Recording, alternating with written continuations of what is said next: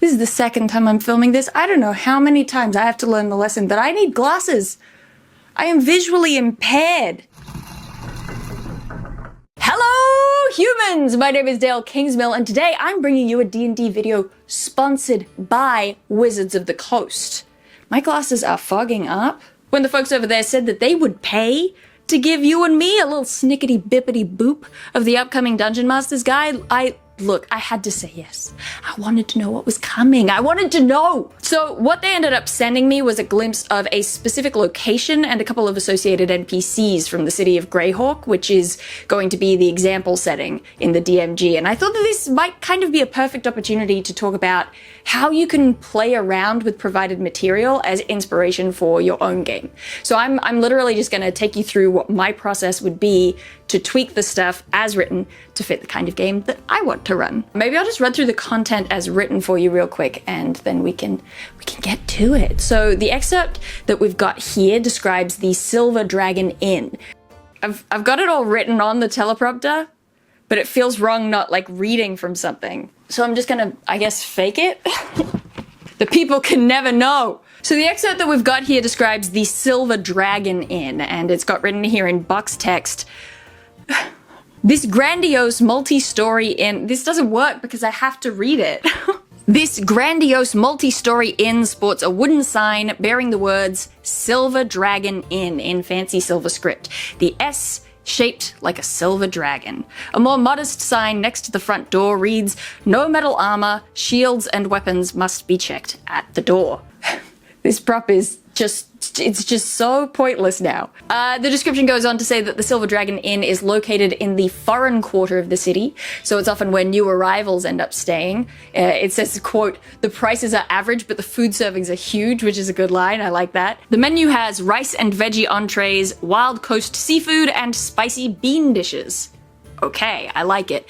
Metal armor, shields, and weapons larger than a dagger have to be checked at the door, and there are bouncers enforcing that, a pair of tough bosses, which is written in bold, so presumably points to a stat block. The inn is run by a married couple, Olaf and Sivan Al-Azul, a veteran warrior and assassin, respectively, both also in bold. They both speak multiple languages. Olaf is pretty skilled at diffusing tensions before a fight breaks out, giving out free rounds of drinks and cracking jokes. And Sivan is, quote, less bombastic and personable than Olaf, but can also be clever and cutting and funny by the sounds of things. Then we get a little prompt suggesting that player characters might interact with the Silver Dragon Inn and its NPCs on the basis of their backgrounds. Like an adventurer with the artisan or entertainer backgrounds might have business there.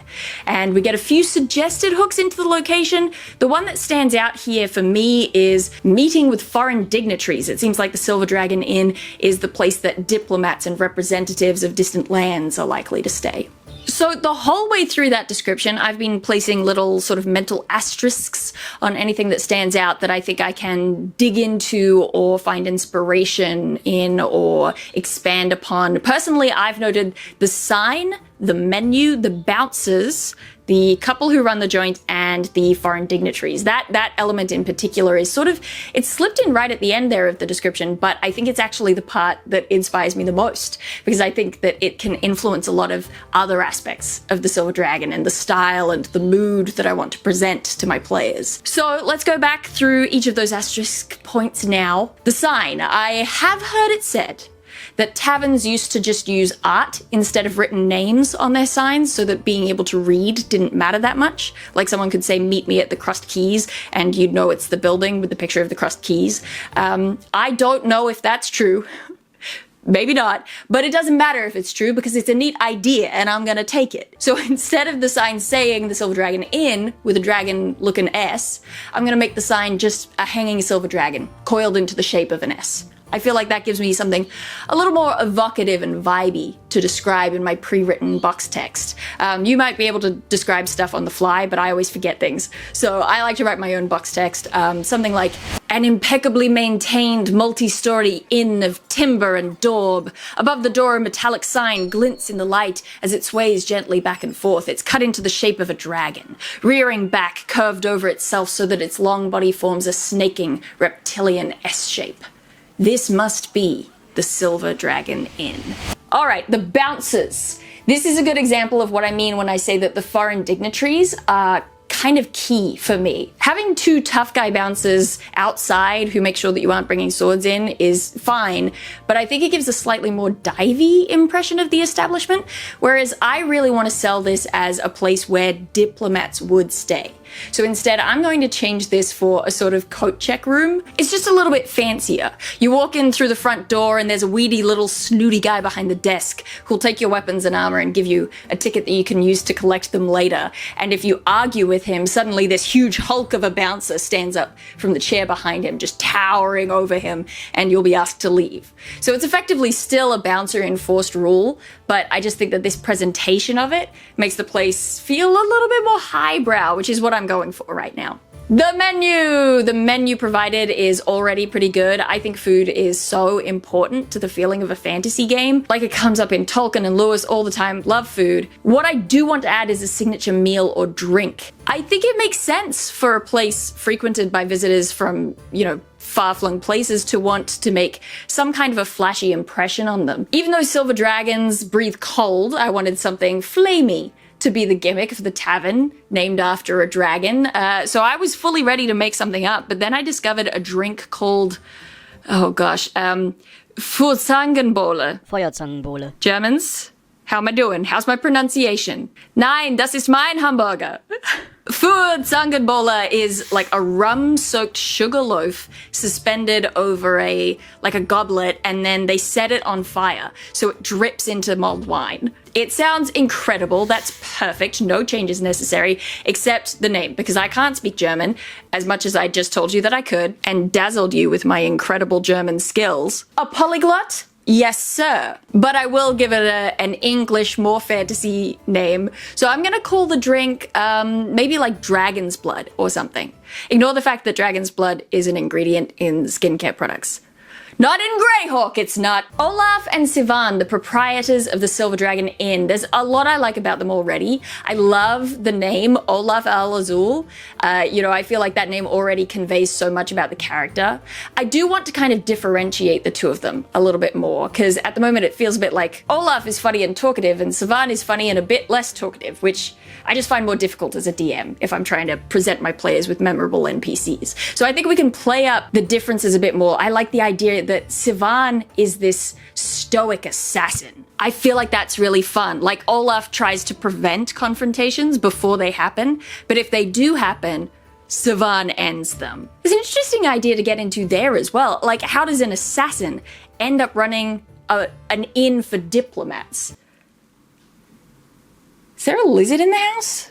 I already feel like there's a cute NPC backstory brewing in the back of my mind. Like, maybe if your players interact with these two enough, they can unlock the story of how they met, when Olaf was the hired bodyguard protecting one of Sivan's targets, and they kept coming into conflict, and then they fell in love, and then they had to have like a Mr. and Mrs. Smith situation with Sivan's assassin guild to start a new life as humble tavern owners. I just love them.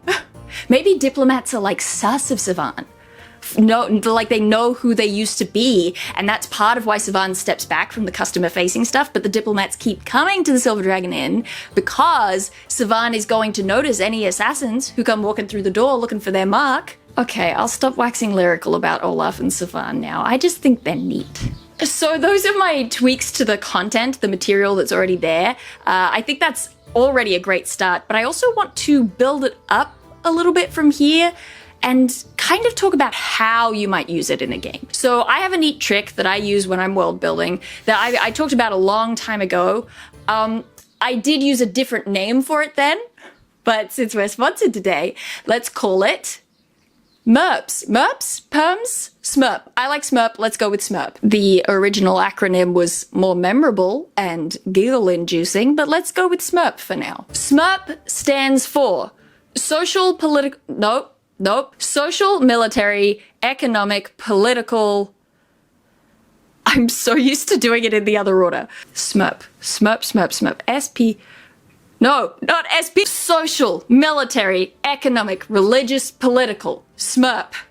I've talked about how you can use those major spheres of society to create towns, factions, NPCs within those factions, but now I want to show you how you can use Smurf aspects as a guideline for creating adventure hooks. So let's really hook these player characters into the Silver Dragon Inn. The prompts given in the preview content leaned in the direction of connecting with character backgrounds, so I'm going to lean in that direction as well.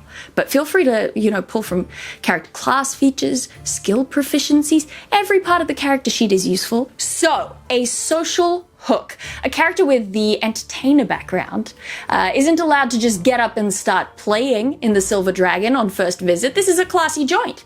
What do you think, that they're about to have an open mic night? No siree. But the entertainer can definitely strike up a conversation with the regular performer there. And here's where you can start fleshing out more NPCs to populate. You can start fleshing out more NPCs to populate the place. He's a bony guy with a blonde mustache and a French accent. Merci le bon, I speak as much French as I do German, okay? Leave me alone! He's been the Whistler in residence at the Silver Dragon for probably close to a year now, and so he's got all the hot goss on current events from the wider world. He knows which dignitaries will or won't be amenable to interaction with unknown adventuring parties. Useful guy to know. A military hook, so something more combat inclined. Let's say the Silver Dragon actually has a separate entrance at the side where freelancer mercenary types can submit to a background check and sign up for paid work.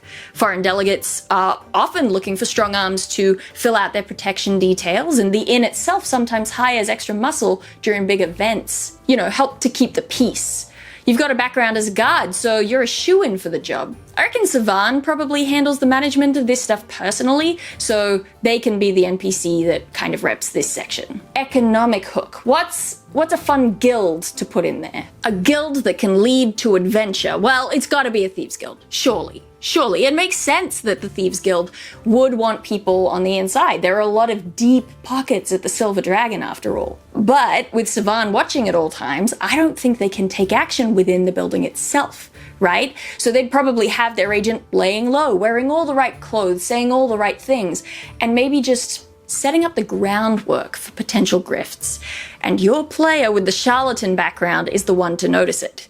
They know this playbook front to back. And if they play their cards right, don't give the whole game away, maybe the party can find an in to the Thieves Guild through that. Religious. Ooh, this is fun. How do we build a religious hook into a tavern? Well, lots of representatives from distant lands. Maybe there's an employee at the tavern whose job it is to make all the appropriate arrangements so that the visitors can keep up their religious practices away from home. I'm imagining sort of a West Wing type who's busy tracking the different delegations, which ones are arriving and when, and sending runners out for materials and hiring artisans or religious advisors to install relevant shrines.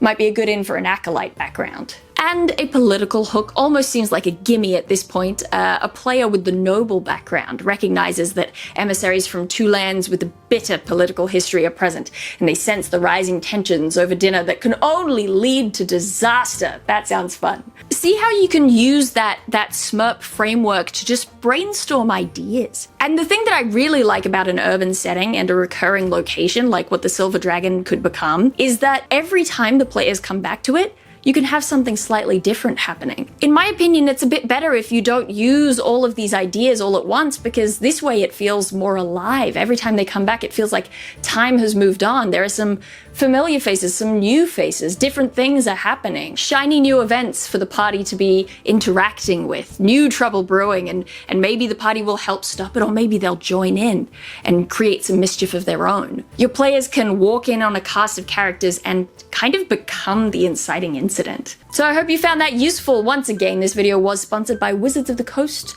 and the original Silver Dragon Inn material I was working from today was provided by them from their upcoming updated Dungeon Master's Guide. There should be a link in the description below that'll take you to the pre-order page for the book if that's something that you're interested in. Apart from that, I do believe that's it. I'm done. Email this to your grandmother, and I'll see you some other time, folks.